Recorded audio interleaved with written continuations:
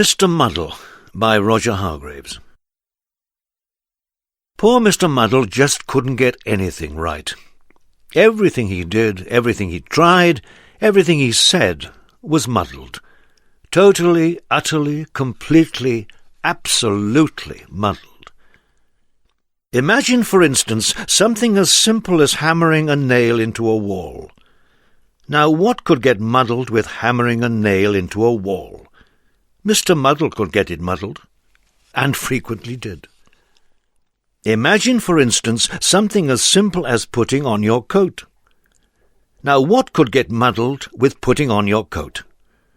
Well, how often do you put your coat on back to front? Only Mr. Muddle would put on his coat like that. Imagine, for instance, something as simple as going for a walk. Now, what could get muddled about going for a walk? Well, when your legs start walking one way and you start walking the other, that's a very muddly sort of walk.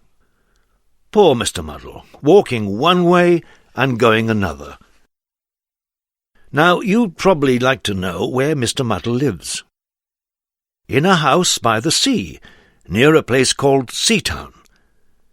Mr. Muddle's house was supposed to be in the country, but Mr. Muddle, who built the house himself, had got the place muddled up.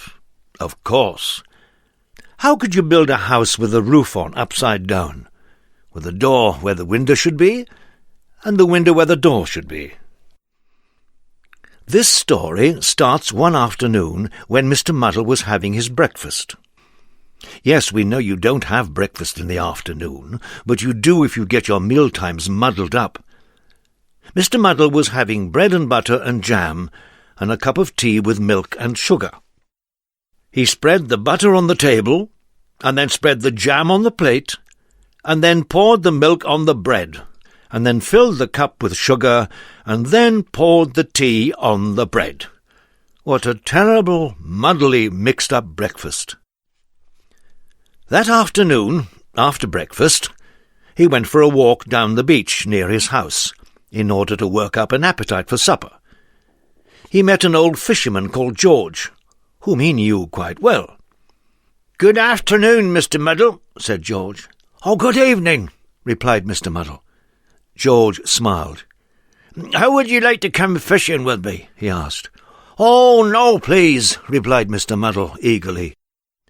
"Help me push the boat out from the beach," called George. "Right-o," said Mr. Muddle, and pulled the boat further up onto the beach.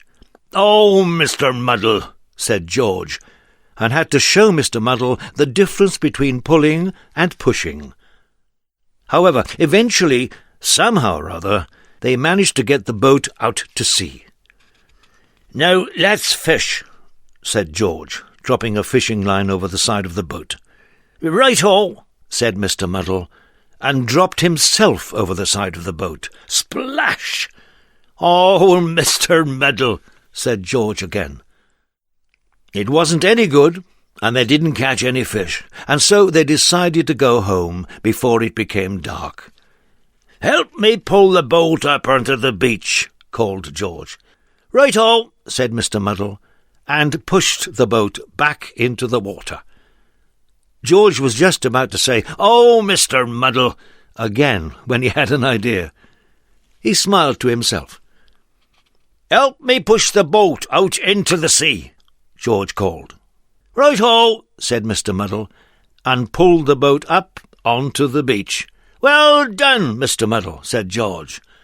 Mr. Muddle smiled a smile and went home. George smiled a smile and went to tell everybody. The following day in Seatown, Mr. Brick the builder asked Mr. Muddle to hold his coat for him. "Right-ho," said Mr. Muddle, and held his ladder for him, which is what Mr. Brick really wanted. "Well done, Mr. Muddle," smiled Mr. Brick, who'd been talking to George. Mr. Muddle was very pleased. Then Mrs. Scrubb at the laundry asked Mr. Muddle to pass her the soap. "Right-ho," said Mr. Muddle, and passed her a clothes peg, which is what Mrs. Scrubb really wanted. "Well done, Mr. Muddle," smiled Mrs. Scrubb, who'd also been talking to George. Mr. Muddle was extremely pleased. And then Mr. Black, the coalman, asked Mr. Muddle to lift a sack of coal down from his lorry. "Right-ho," said Mr. Muddle, and lifted a sack of coal up onto the lorry, which is what Mr. Black really had wanted all along. "Well done, Mr. Muddle," smiled Mr. Black. George had talked to everybody. Mr. Muddle was delighted. In fact, Mr. Muddle was so delighted he decided to go home and cook himself a large meal to celebrate. Roast turkey and peas and potatoes and gravy. He put the turkey in the cupboard to cook. He peeled the peas, he put the potatoes in the refrigerator to boil, and then do you know what he did? He tried to slice the gravy. Oh, Mr. Muddle!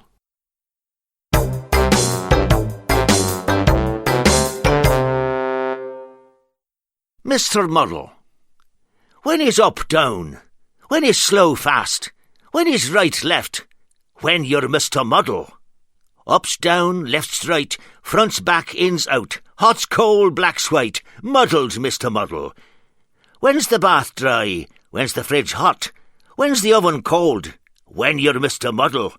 Up's down, left's right, front's back, in's out, hot's cold, black's white, muddled, Mr. Muddle.